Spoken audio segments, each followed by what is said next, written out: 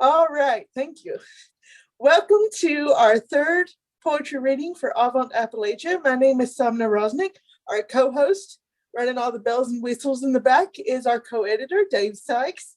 And we are celebrating National Poetry Month this evening with a stellar lineup. We have Robbi Nester from California, Amy Baskin from Portland, Oregon, I think, and two poets from Lexington, Kentucky area, Christopher McCurry and Leatha Kendrick. I'm very excited about this lineup. I have been a fan of all of these poets for several years, so I'm excited to hear all of them read tonight. We will start out with Robbi, and we'll let her have the floor. It will help for me to unmute myself first. It's nice to be here. I'm going to start out with three ekphrastic poems. Ekphrastic poetry is poetry that is inspired by other artworks. It can be artworks of any genre, but these happen to be visual art, photography and painting. For the first two, I have images that I'll share. For the third, I'll put a link in the chat because the image is online. And okay, I'll start with Disquiet. Okay. And let's see, I guess I need to share the screen first. Oh, I just realized that I'm going to have to, I can't share the screen and read the document from my computer. I'm sorry about that. Can you show us the picture and then read? I can do that, and I've just printed it as well. Oh, okay. So I'm going to share the screen.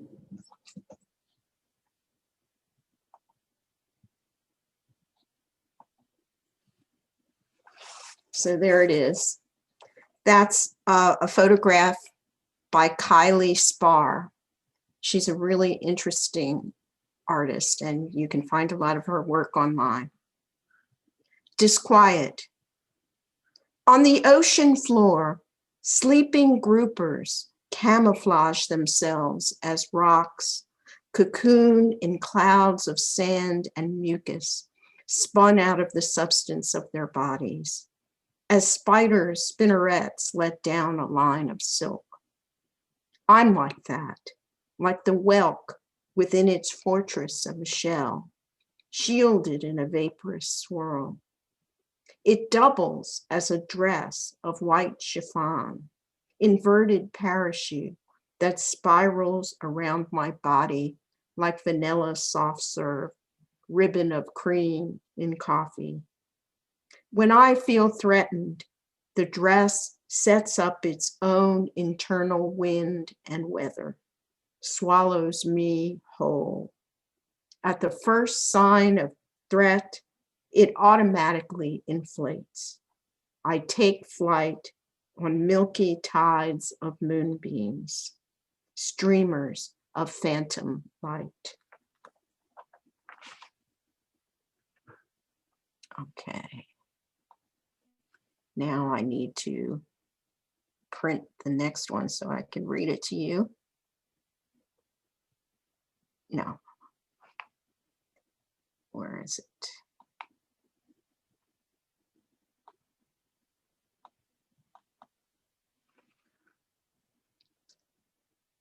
This is the image for Woman with Iguanas.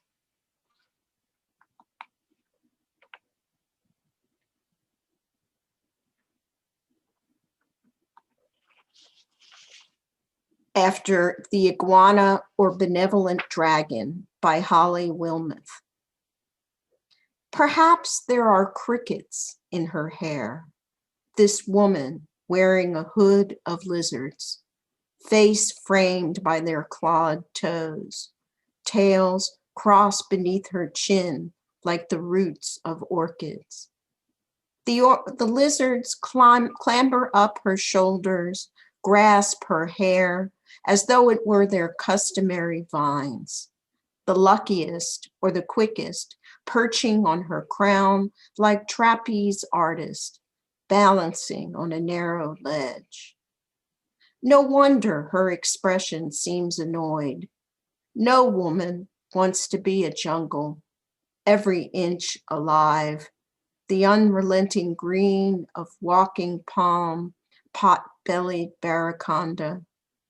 She knows explorers will arrive to cut down trees and turn them into cash, to capture wide-winged morphos, loud hyacinth macaws, to plunder all she has and leave her bare and brown.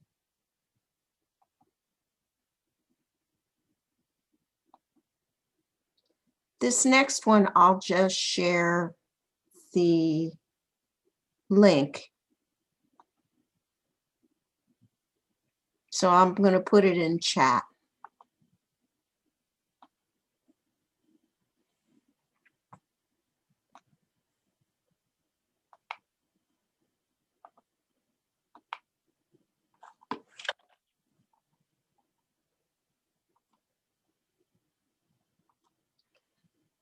It's called Her Complaint, and it's after In the Distance, a painting by Andrea Couch. Something's always rising, whether sun or wind or sudden flames flaring in the old oak after a storm. Just now, more loaves are proofing in the oven, dough unfolding, doubling, so many mouths, all of them hungry. The world's voracious, and I must feed these hungers with these hands, this body, kneading, rolling out dough. Even at night, after the baking's done, no rest. I am needed in my turn, the soft mounds of my breast, my belly, always making something new out of the substance I've been given, rising to the task.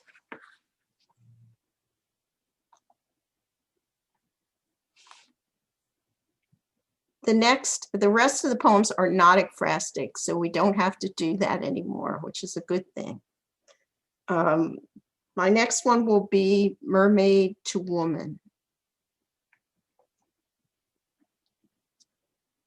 In the ocean's wavering light, seen from above, her body wears a human form, its crests and hollows womanly.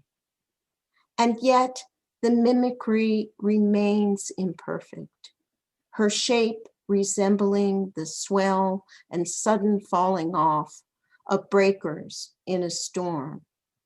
Her striped teeth, those of a parrotfish, suitable for tearing flesh, dorsal fin of frill between sharp shoulder blades, wild octopus eyes.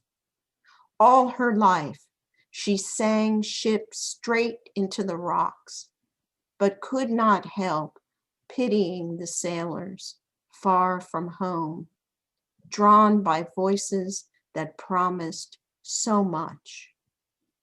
A predator in love with her prey, she envies their shapely calves, longs to enfold them in her own strong thighs, to scissor the waves and step out on shore. She's only held their drowned and swollen bodies. Just once, she wants to touch their living skin, to scrape the glittering scales from her long arms, her hands. She would give up anything, her sweet voice, bright carpet of corals and anemones, duets with whales, to be one of those alien others, striding the green world.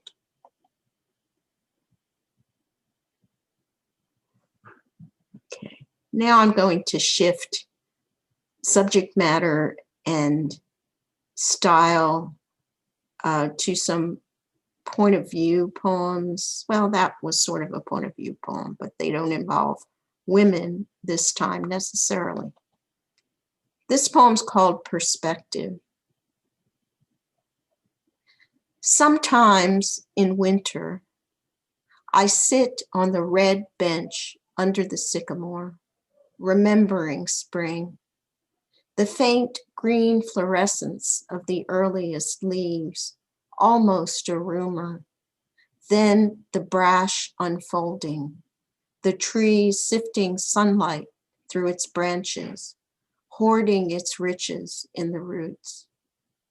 Though it cannot be discerned, all trees, crowned with moonlight, grow toward the brightest stars. In autumn, the seeds come coptering to the ground in their hundreds, where they send out cautious roots.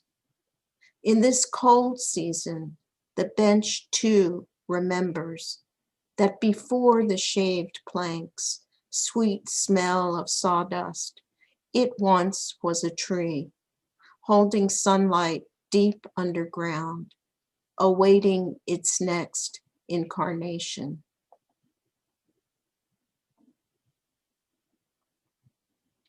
All right. My next one, I guess most of you are old enough to remember records, okay? When people had records, and they used to be called LPs, long playing phonograph records. So this poem is called LP, and it's from the point of view of an LP.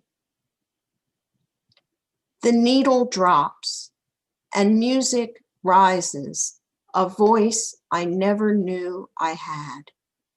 Without the stylus prying out the notes, I'm no one, spinning in the silent world around my spindle.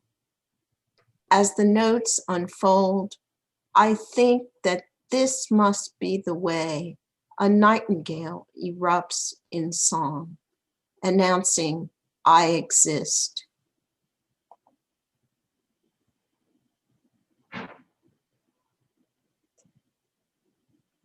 My next one, my last one actually, is Van Gogh, Van Gogh's Ear.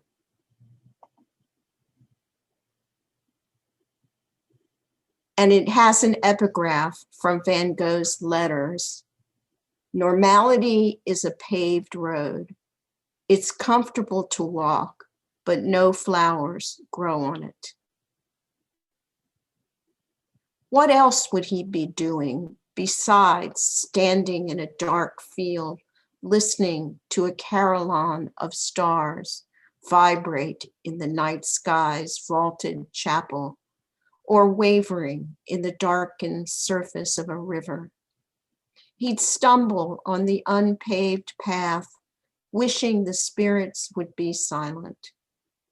They'd rise in choruses out of the trees, the grass, the thick green stalks of irises and sunflowers, wheat fields after the harvest, trilling like tree frogs, an orchestra of light, impelling him to lay the paint on thick, impasto, to shout in loud blues and yellows from the canvas. The spirits rap on the small drum of his tympanic membrane. He harvested his ear to make it stop. Prophecy is a burden. Thank you. Good to see you. Very well done, Robbi. Great foreshadowing too with your background. I was wondering if you would read one about Van Gogh's ear. Well, I did that purposely. I was thinking about as you were reading the way that you craft your sentences and stuff. It's very solid and very comforting, like as you're reading. And I reached over for my glass of water here, my trusty glass of water that I always have. and I half expected it to have turned itself into tea. That's the effect that your poetry has when you're reading. It's like this comforting thing, and that's beautiful, really. So I'm so thankful that you read for us this evening. I really am. Thank you for having me. Our next poet is Amy Baskin. I believe she's from Portland, Oregon, definitely West Coast. She writes some very powerful poems herself, very rooted in the feminine, the ones that I have heard so far. So I'm curious to see what she reads tonight. Amy, the floor is yours. Thank you so much, Sabne. And Robbi, what a pleasure it is to read with you and all the other readers tonight. I'm looking forward to hearing you all as well. I'm very familiar with Robbi's work through Wednesday Night Poetry and through Aeolian Harp, and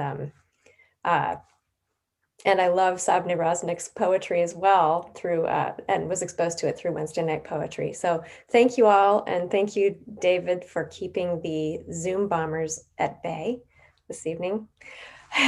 So far. Yes, Sabne mentioned that I do like writing and reflecting on the feminine and its view and its viewpoint and its how it manifests in the world. And but tonight I chose, there will be some of that, but I chose some poems that I've been working on and writing over the past 4 or 5 years. And they have to do with, I think, the phenomenal changes that our world and our societies globally and locally are going through, and also my endeavors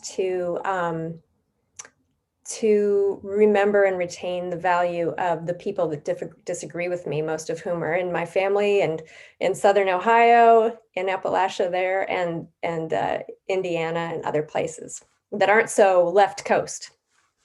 So first I'd like to start with a poem that was published recently in the Oregon Poetry anthology entitled Pandemic.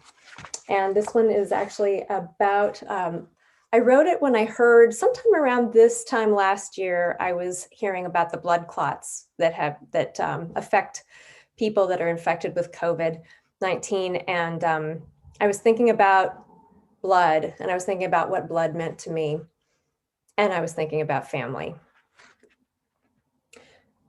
So it's called hemostatic derangement, which is actually a medical term that indicates excessive clotting or bleeding. What turns out to be essential in this familiar country is blood. Just say the word, and blood will carry water to you from its own well. Blood wants to be pumping. Too much, you say, but staying silent asphyxiates. Thicker than water, thinner than isopropyl alcohol, blood can overreact. Bunch up its fists, stage a protest on the stairs of your lungs. Block the entrance to your capillaries. You don't even feel it. It can appear asymptomatic, standing there, close talking without a mask. But express your reservations and it will type in all caps on your wall.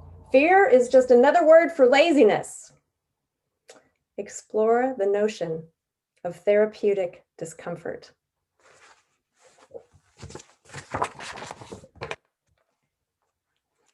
My second poem was published this fall in the Midwest Quarterly. And I wrote it for my beloved grandmother. I wrote it with her in mind and my beloved grandfather. And we never had a problem with not seeing eye to eye politically, and yet they always asked me what my opinion was about things. I would never give it without being asked for it, but they always wanted to know. And I will always forever admire them for that curiosity and for that generosity of spirit that they gave to me, they extended to me. At the assisted living facility in Dearborn, Michigan, November 9th, 2016. I'm not calling you racist, simply devoted to your tribe. You could never hate people you know. Once you know them, they're family.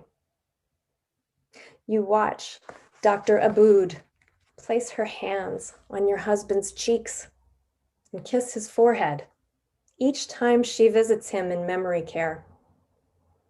Today is no different. And her hijab?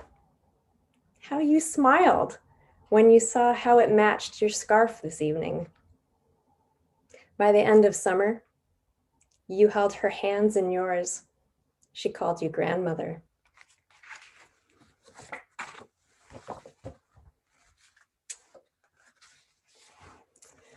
Thank you. The next poem I have is, it was published in Stone Gathering, a Reader in fall 2020. This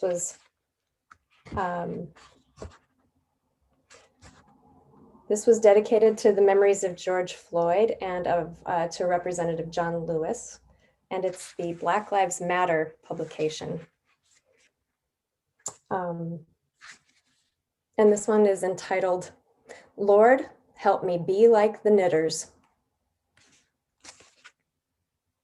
There is as much of a chance that the world will end today as there has ever been, and God knows that Shiva's wheel of destruction is spinning full bore right now. But that doesn't stop the 6 ladies at the next table from holding their 2-hour knitting circle this morning at this cafe, rain or shine. All threats and possible endings and Armageddon aside, they actually called in to book the largest table in the coffee house in advance. This is the bravest act I am aware of today. They have their steady gig, their weekly commitment to attendance. This is how to give 0 fucks.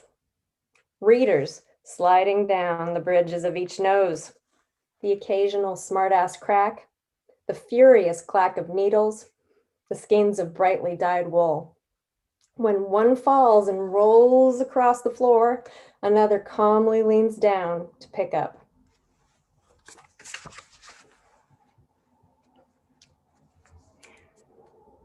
And this one's on a similar theme. It was in Santa Clara Review, I think in 2019.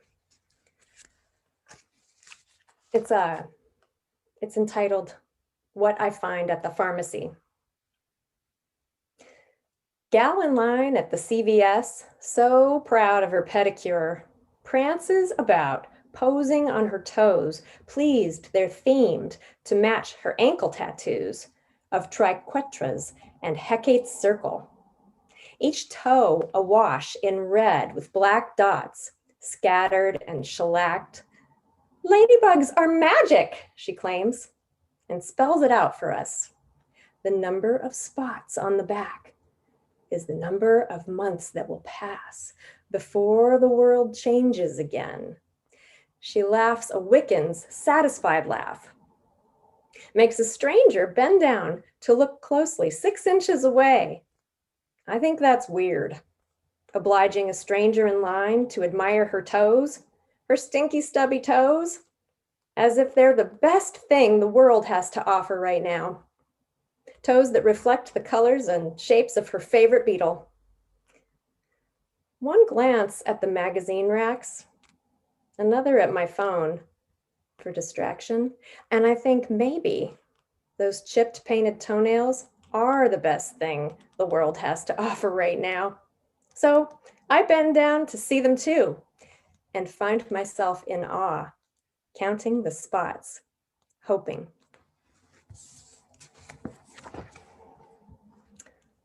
See. Thank you. Let's see. I have a few more. This one is called Forgive Me, and it's about the cyclical nature of my mind and time and learning things. Forgive me. I was born naive, thinking growth was linear. I had no idea for the longest time that I would tie double knots in shoelaces, not once in a lifetime, but every morning, then struggle to undo them. Brush teeth before leaving the house, and again after returning, repeating all too often with sighs. I had no idea my heart would fall dormant, impale itself upon dry grass, be raked, bagged, and carted away. Imagine my surprise each time green buds pulse and the throb returns to my chest, wrists, and groin. Death can be cause for celebration with cinnamon and rotting gourds, and birth can enshroud and encase the beginnings within the end. If I was ever told, I couldn't hear. I reach out to you now, not to urge you to believe me, but to ask for mercy. Forgive me for alarming you. When I forget again, take my hand and tell me to look here to remember the layers of feathers we have woven together through rough sticks, the crook of your arm, the nestle. Forgive me for forgetting again and again. Two more, thanks. This next one is currently available as a broadside from Swim Every Day out of Miami for their National Poetry Month celebrations. So it's entitled Sweet Bay, which is the Magnolia virginiana at the corner of 24th and Stanton in my neighborhood. Stooped like a teenager, shaped like a question mark. Not luscious like your cousins, full-bodied confections, bursty, blowsy Marylands. No, skinny, with once white petals, just past dirty now, but I am not coming to see you. I make my way with eyes closed. Rounding the bend, inhaling, you take the pain away, out from my neck, jaw, and shoulders. Drunk, I wonder how many other passing noses have peeled back their masks, thrust themselves into your low-hanging cups, and I don't even care. Thank you all so much. And this is my last poem for the evening. I wrote it in celebration of my parents receiving the Moderna vaccine a couple of weeks ago, months ago. And I'm just so grateful to that little saint from Tennessee who said, I just felt so proud to have been part of that little seed money that will hopefully grow into something great and help heal this world. So it's entitled If You Want the Rainbow, inspired by Dolly Parton's infinitely wise words. The way I see it, if you want the rainbow, you got to put up with the rain. But storms can hit harder than any blow. Just when you need relief, the skies will flow and pummel you with tears and aches and pain. The way I see it, if you want the rainbow, kiss your hurts and hug them close. Above all, take it slow and breathe. Losing your shit cannot be called a gain. Your storms can hit harder than any blow. Get wet. Jump in puddles toe to toe. Take a stroll, hand in hand, with me, friend. This is sane. The way I see it, if you want the rainbow, thank the rain. It saturates you till you know you cannot get any wetter. Head inside. Get dry again, once storms have hit harder than any blow. Towel off, drink tea, cuddle, then work hard and throw aside the fears that you can't take it. Let those wane. The way I see it, if you want the rainbow, no storms hit hard. They're part of getting clean and letting go. Thank you, everyone. Very well done. Your poems make me laugh sometimes. I think they're supposed to, though, aren't they? And I also, Right spots. and I also like the fact, because this is rare, it's difficult to find a well-written poem that also sounds like that's exactly how the poet talks to themselves in their own head. Most of your poems are that way, though. You can tell that you've put work into it and edited and revised and all that, but it still sounds, when you read it, like that's exactly how you talk to yourself in your own head. And that's amazing. Thank you so much. That very rarely ever happens. I think it's Christopher McCurry's turn. He does a lot for Kentucky poetry. He runs, I don't know if you guys have heard of this, Lexington Poetry Month. They have their own poetry month in the city of Lexington, Kentucky, which is in June. And he does it, runs a website where you can sign up every June. And for the month of June, you can write poems on it. And if you write so many poems that month, you have a chance to be in the anthology every year. But he can tell you more about that if he wants to. I think they've begun the signups for this year already. Christopher, you have the floor. Thank you so much.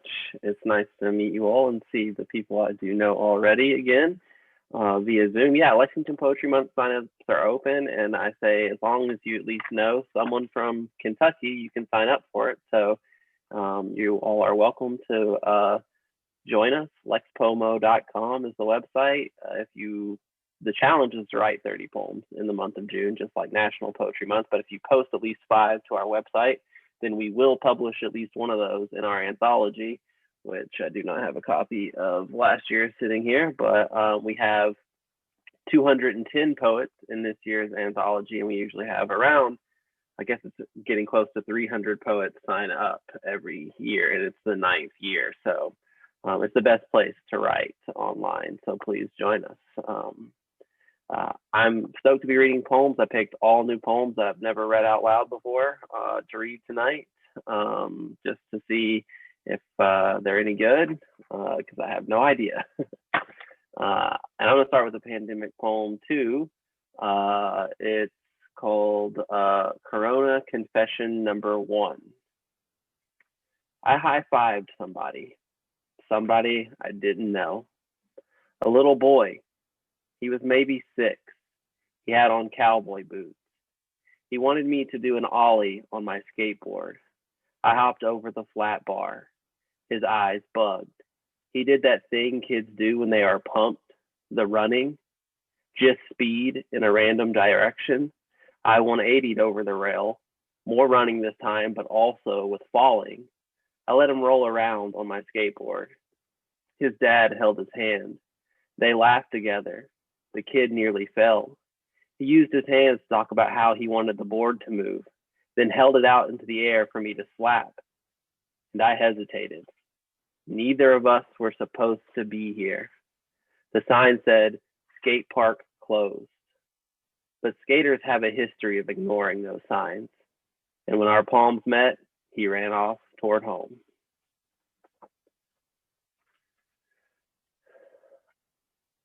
I have a 9-year-old daughter, and she once said out loud to me and some other people that I was always alone, speaking of my love life. So these are 2 poems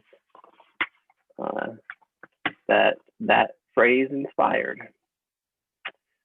Always alone too. That's how she describes my love life to me. As if I'm not aware, I sleep on the edge of the king-size bed I bought when her mom left. Near the nightstand, stack of books, a lamp made out of an old headlight from a truck. She knows something of solitude, its mantle, a bit of protection, a bit of warmth. In the morning, she plays Switch on the couch while I sleep. 3 times a day, I bore her by cooking our meals. She'll sit in her room and read or throw a party for all her stuffed animal friends. There's Dottie, Larry, Gilbert, Oakbrook, Cookie Dough, Pellet, Ava, Leonin, Kelly, 2 foxes both named Sly, Sparkle, Pegasus, and Buckwheat. One afternoon, we host an elaborate dinner with all of their favorite foods. She expects me to speak for each of them in different silly voices. They bicker and bark and hiss and ask for more lemonade and raw meat. At night, after we cuddle and read and say our words, I get in bed and think of everything I could have said that would have made her laugh. This is Always Alone, number 3. Clearly, it had a little bit of an effect on me, this phrase. Always Alone 3. And why not? It's safe. Cold, yes.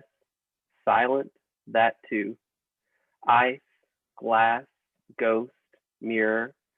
How we've come to call creatures who live how we come to call creatures who live cut off from delicate ecosystems we should not disturb with touch, translucent as defense.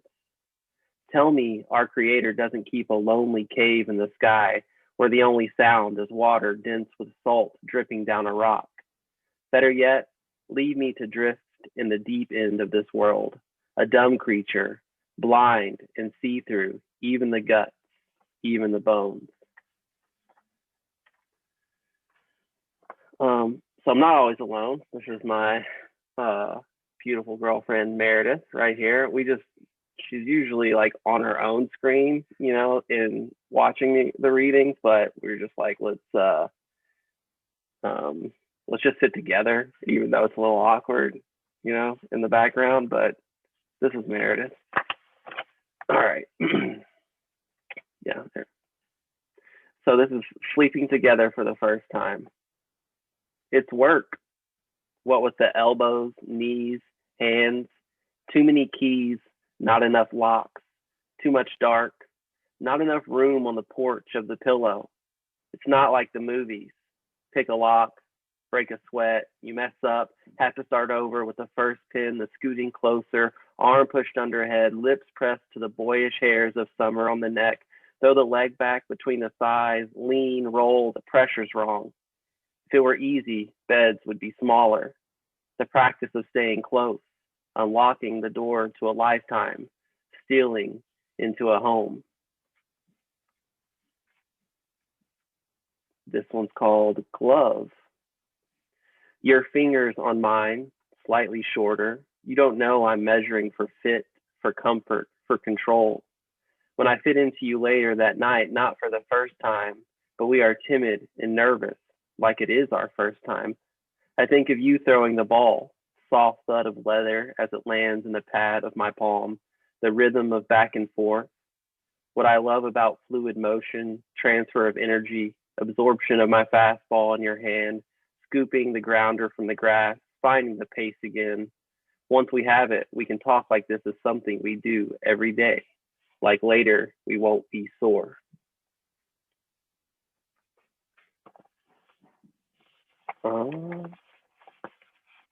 This one is called When I Forget to Look at You. Will you effervesce? Will you plume? Will you sprout wings from the nested eggs of your spine? Will you say, look here, mister, are you going to stand all night at that damn sink? Does the dirty dishwater keep your hands warm? When I forget to look, will you salivate? Will you articulate your claws? Will you sit patiently on the counter with your legs slowly grinding out some sweet song? Will you say, look here, come to bed, let me eat you? I think I have just 3 more. This is love number 4. Notice me, working quietly to serve you. Fall for silence. Not much more than a pile of dirty dishes, an unswept floor. Hold me like I'm warm from the dryer, inside out, and needing my wrinkles rubbed smooth. It's hard to love a chore, but do it every day, and your hands become practice.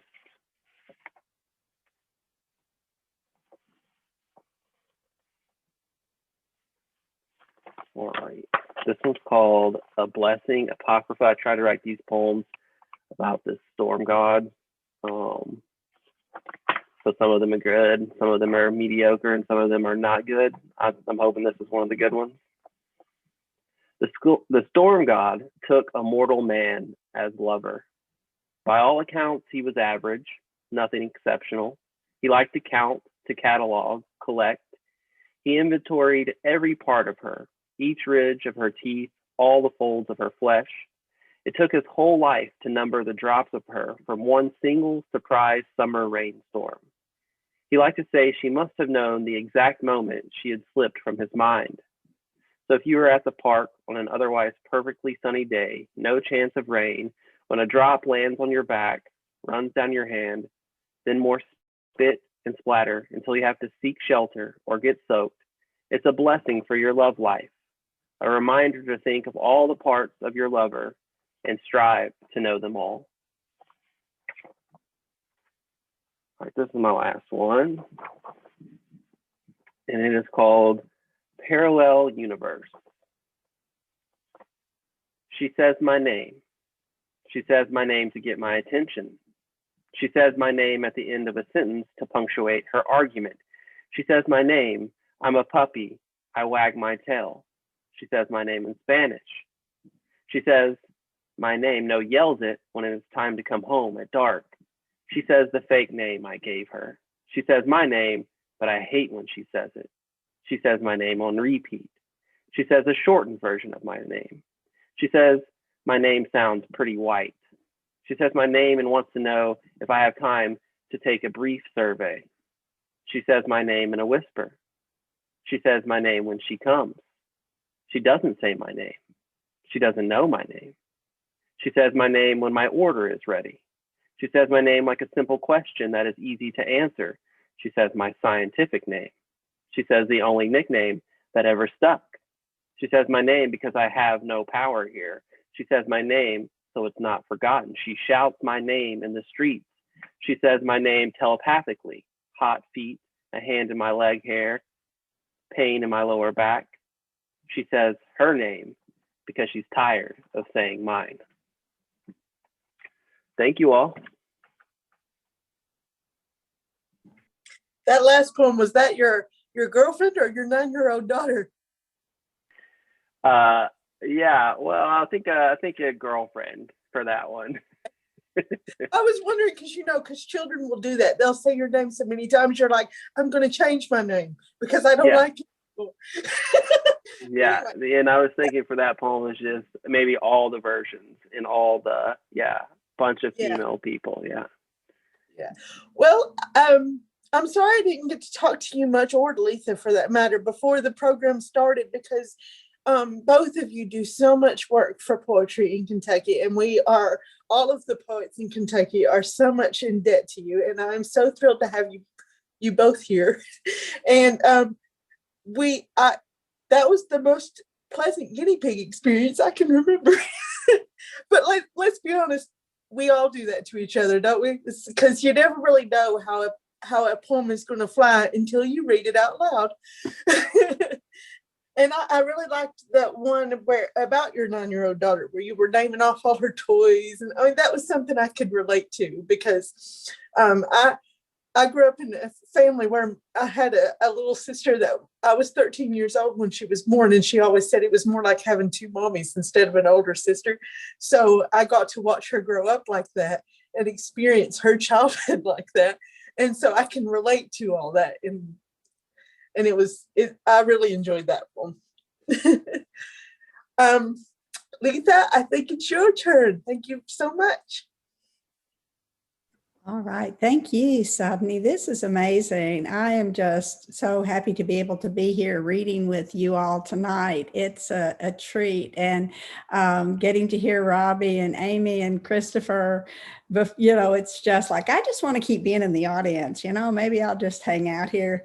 But I did bring some poems to share, and I really appreciate the aesthetic of AvantAppal because of the invitation to experiment and to kind of push the boundaries of what poems can do. So the first couple poems I'm going to read are sort of in that vein, and I didn't want to try to share a screen, but I printed out some things because this poem is one of the poems in And Luckier, my book that came out from Katerina's Accents Publishing last year. And it's one of the poems that took me the longest time to accomplish, not necessarily to write, because I wanted the poem on the page to be part of the content. And this is the kind of experimentation that I really appreciate in other poets. So I don't know if you could see that what I was hoping to have there is something of the effect of a double helix. So this is the poem. It's called Domicile. House of water, bone and cell, terra mostly incognita, more microbe than me, turning on its gut, kept sensate by God knows what bright wick at its core. In every room, a spiral staircase, a scaffold spun of touches into joining. It grows new being in a warm and inward sea. Cytoplasmic sac we're stitched into, so long as breath threads us here. Country past whose borders it's impossible to stray. I've always been fascinated by the way that the body is our first house. I mean, it's our domicile, it's our abode, and we carry it, or it carries us, through space like a planet. And we're constantly coming into contact with alien beings, like the coronavirus, another being trying to make its way on the planet as well, looking to hitch a ride for a temporary place to live. And if it trashes the place in the process, it doesn't really mind, because that's not what it's about.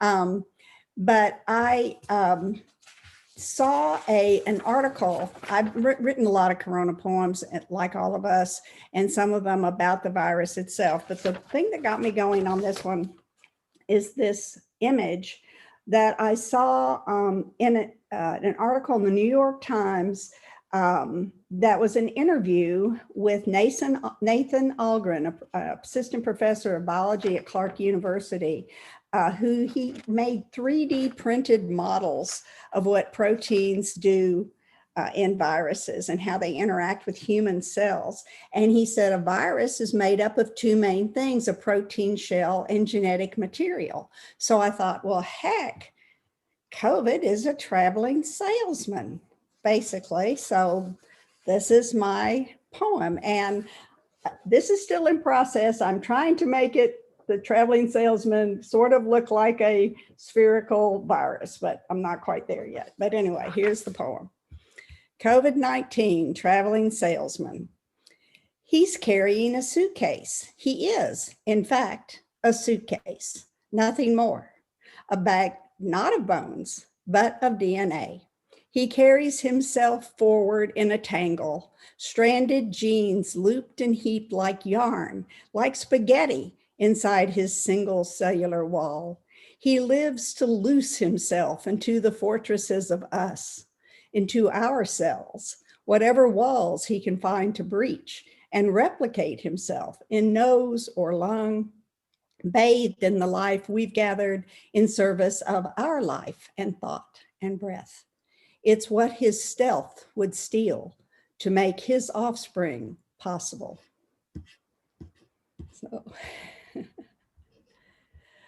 So the body as house, I realized when I was putting my collection together that I had a lot of poems that were about houses one way or another.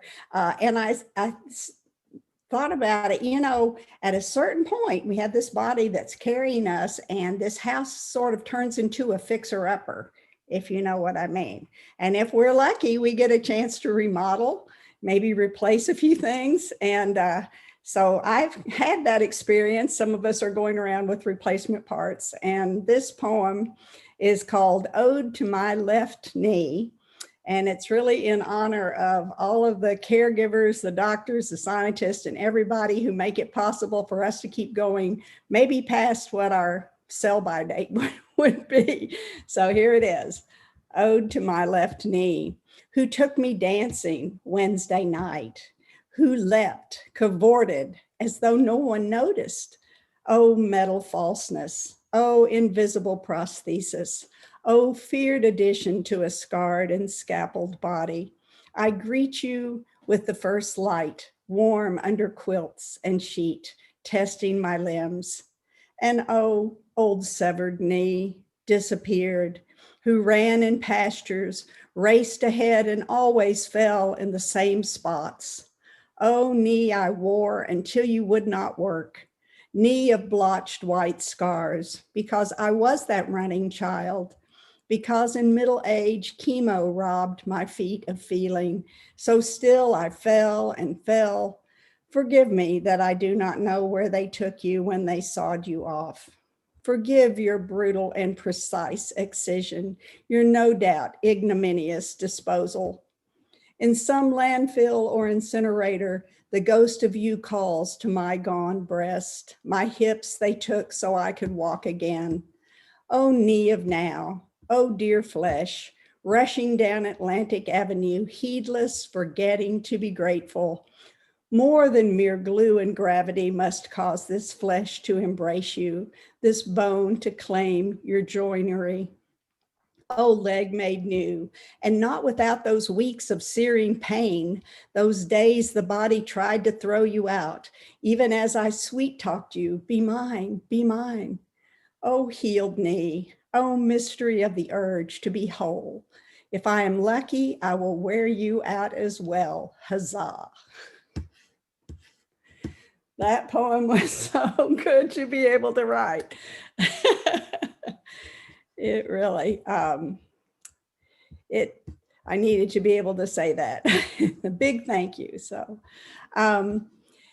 there are a lot of poems in my book about houses, and I want to read one of them.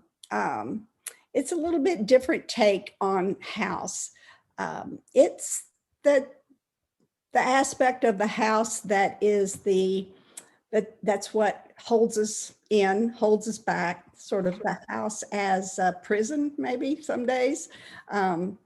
Sort of maybe more likely, maybe better said, a trap for some of us who, women in particular, wives and mothers and husbands who have to keep the place as well, fathers. So this poem is named for, takes its title from the magazine House Beautiful. House Beautiful. The twigs of every bush along the walk, every stick of furniture in rooms flat and glassy as Narcissus pool, each vase and lamp and magazine arranged with a casual precision. Casual precision, an oxymoron, ought to be a clue. Step in too far, the net contracts. You're set to be digested by architectural digest stream rooms dissolved into house. Shelter as dress, evolution of the hearth, the hot red maw that ground women's lives, masticated hours and days, thought lost to keeping, escapes small and close, nursing a child, a garden, sometimes needlework at the evening window. The years dissolve, perhaps the heavy gloss of a magazine.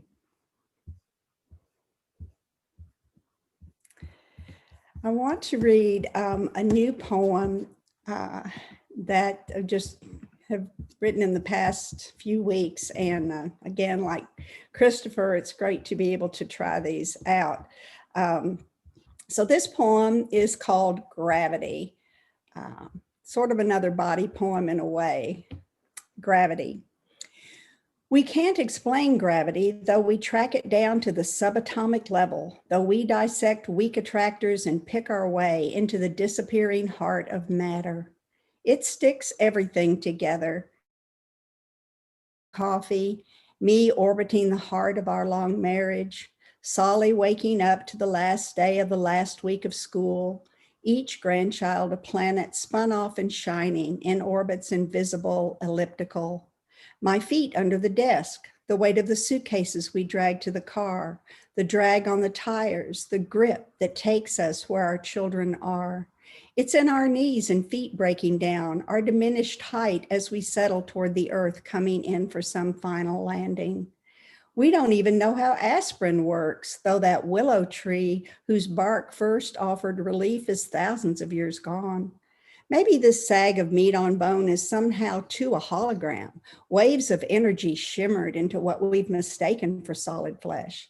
Oh, but I know the ache of being a body, the eager thrust toward a beloved other, the slow light of your smile when we wake.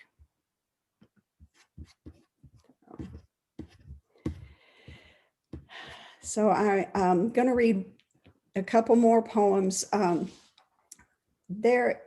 I've been thinking a lot about shelter, especially in the months that have passed, and even in the years lately, how precarious shelter is, and how hard we can work to get it, and how quickly it can be gone. So this poem speaks to that, and it's called "How to Go On." I think what I want is, well, how to go on. Someone is building a cardboard house over a grate, an office building down the street, a lean-to in a tent city, a backyard shed for mowers, a room built of a gaze, two pairs of eyes, tented by a jacket where two sleep on the ground. Only one more night, she whispers, hoping that is true. Someone is picking up the pieces of the ruined house on the bombed street in Syria, in Baghdad, in the Afghan village after the suicide bomb, on an island after the storm. But these are rocks, these thoughts, these fragments of what I want to build, of what was here, is dreamed. The unbroken sidewalk, the lighted window, the beds not in metal cages, the table in a single kitchen, the food on the plate. I'm hoisting one word at a time. I am speaking to the ones in charge. I am saying, so much suffering, we cannot uncause it, but we can set ourselves to mend. We can say, this is not the way to build a world. I will pick up the rubble. I will carry one stone at a time.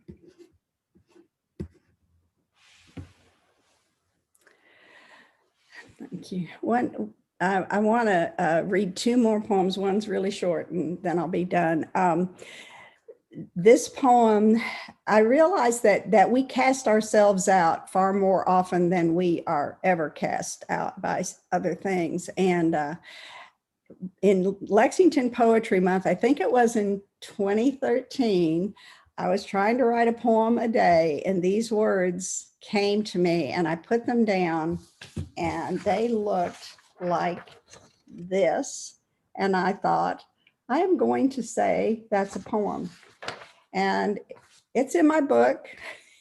Other people thought it was a poem. And I want to thank Christopher McCurry for the Lexington Poetry Month challenge, and to say to everybody, sign up if you can. It's a wonderful thing to try to do. And this is my very short poem entitled Eviction.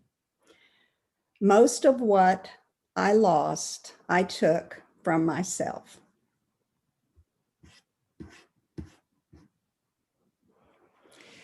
And I'm going to close with the poem that's the first poem in And Luckier. And it is what usually casts us out and pushes us apart. And so I'm going to close with Your Fear.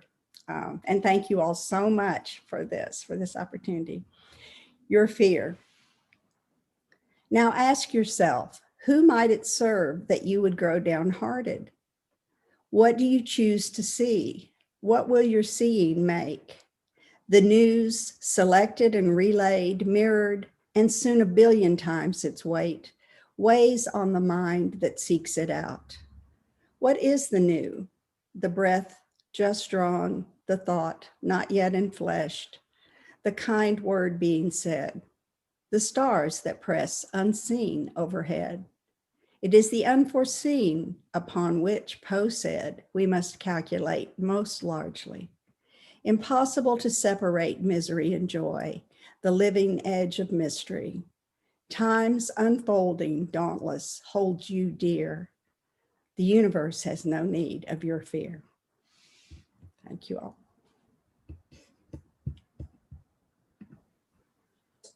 My goodness, you're just so delightful. This might be too enthusiastic, but I just want to reach through and give you a hug. I'll take it. I'll take it.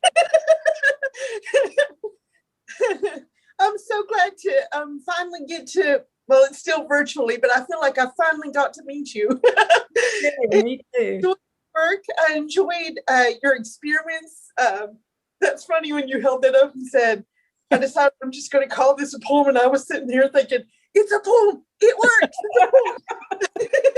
But then the whole idea behind AvantAppal is that I could see that there was a lot of poets in Appalachia who were writing experimental poetry, but they didn't have a place to publish it. And so I thought, see a need, fill a need. And so that's where that whole thing came from, because it was definitely going on. There was just no outlet for it. And then to find out that you've also been doing it just thrills me. And I liked your poems too about the body as a house. I think when you are, when you're disabled, a disabled person, or you have developed that over time, because let's face it, everybody will eventually become disabled over time. You come to appreciate your body in a way that you're not able to when you're able-bodied and you're young and it works like it's supposed to. And there are things about it that you don't even notice until you don't have them anymore. And so those poems, I think, are very important in that way, because it causes the able-bodied readers stop and think about those aspects of their body that they would never think about otherwise. And they'd be like, oh yeah, well, that is rather wonderfully made, isn't it? Yeah. And it's important to have those moments to call you back, to be grateful for what you have while you still have it, instead of in the moment when it's already gone. I think that's important. And I thank you so much for joining us this evening. Thank you for the chance. It was wonderful. All of our poets tonight were fabulous. We have had a fabulous evening. Dave, originally his idea was, he brought his fiddle with him, and his original idea was he was going to give us some entry music as we came in, but we were having technical difficulties getting everything to work for everybody to sign into the meeting. Are you still willing to give us a little bit of music, Dave? I'll give you an intro. How's that? Okay.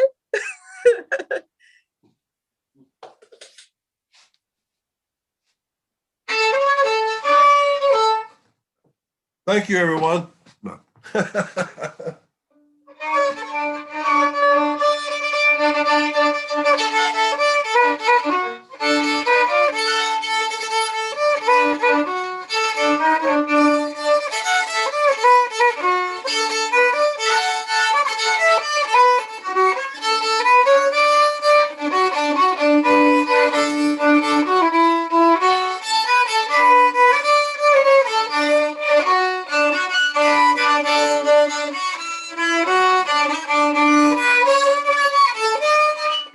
That's enough of that. Thank you. Well, I think he has a show tomorrow in the park, he said. So he's got to do some practicing anyway. Practicing. Need a lot of Anyway, I thank you all again for joining us, and I hope that you enjoyed the evening too, and I hope to see you the next time we have a reading. You guys have a good evening. Thank you, everybody. Thank you so much. What a delight. Thank you.